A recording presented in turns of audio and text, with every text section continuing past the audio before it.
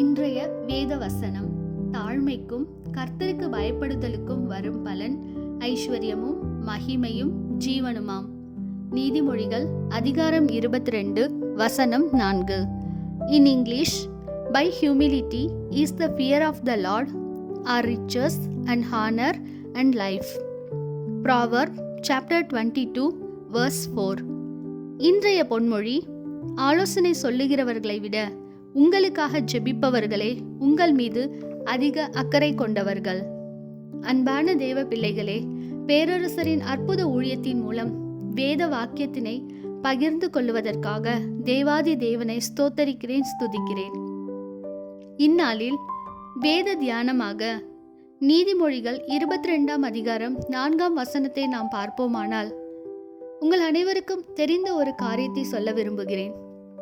கர்த்தராகிய இயேசு கிறிஸ்து தமது பிதாவின் சித்தத்திற்கு தன்னை தாழ்த்தி மனுஷகுமாரனாக இந்த பூமியில் நமக்காக சிலுவை சுமந்து அடிக்கப்பட்டு நொறுக்கப்பட்டு அவமானங்களையும் நிந்தைகளையும் ஏற்றுக்கொண்டு பாடுகளை சகித்து கொண்டு கல்வாரி சிலுவையில் இரத்தம் சிந்தி நமக்காக மரித்து 3ஆம் நாள் உயிர்த்தெழுந்து தேவ பிள்ளைகளாகிய நாம் அனைவருக்கும் நித்திய ஜீவனை தந்தருளினார். பிதாவின் சித்தத்திற்கு மரண பரியந்தம் தன்னை தாழ்த்தினார். ஆம் தேவ பிள்ளைகளே, இன்று நாம் என்ன செய்கிறோம்?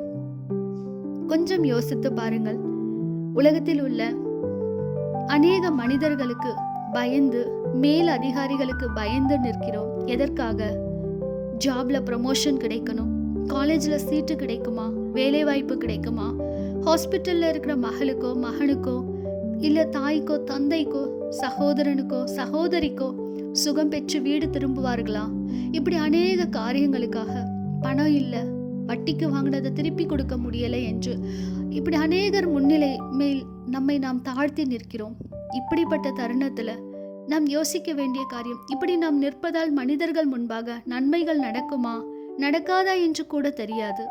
ஆனாலும் நின்று கொண்டிருக்கிறோம்.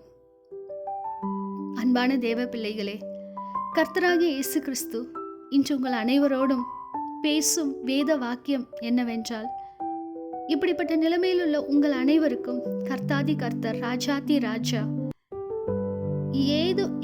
எப்படிப்பட்ட ஒரு மகனாக இருந்தாலும் மகளாக இருந்தாலும் கர்த்தரிடத்தில் தம்மை தாழ்த்தி பயந்து அவருடைய சமூகத்தில் முழங்கார் படியிட்டு உண்மையாய் வேத வசனத்தை வாசித்து ஸ்தோத்திர பலிகளையும் மன்றாட்டு ஜெபங்களை ஏறெடுக்கும் பொழுது உங்களுக்கென்று ஐஸ்வர்யத்தையும் மகிமையையும் ஜீவனையும் கொடுக்க கர்த்தாதி கர்த்தர் வல்லவராயிருக்கிறார்.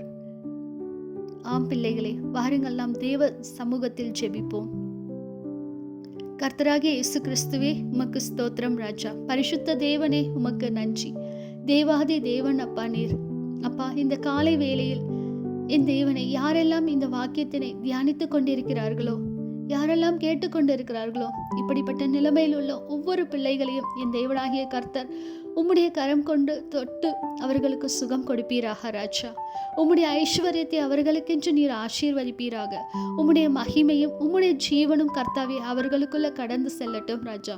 உம்முடைய ஒரு வார்த்தை அவர்கள் ரட்சிக்கப்படட்டும். என் தேவாதி தேவன் ராஜா, மனிதர்களுக்கு பயந்து நிற்க வேண்டிய அவசியமில்லை.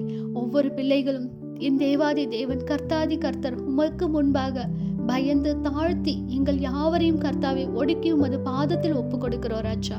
எங்கள் தேவனாகிய கர்த்தர், எங்கள் மீட்பர், எங்கள் சகாயர், எங்கள் ரட்சகர் அப்பா, நீர் ஒருவர் மாத்திரமே ராஜா. எங்களுடைய மன்றாட்டு ஜெபத்தினை கேட்டு